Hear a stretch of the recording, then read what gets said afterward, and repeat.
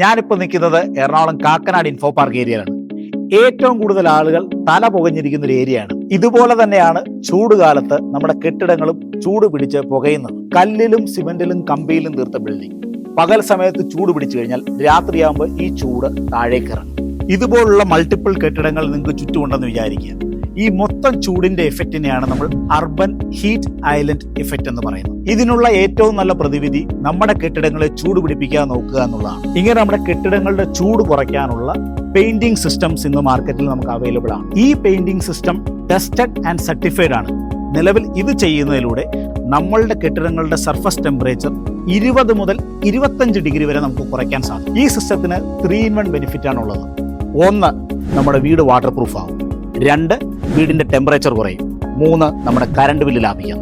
ഇനി മുതൽ നിങ്ങളുടെ തലയും പുകയില്ല, വീടും പുകയില്ല. Cool homes, cool heads.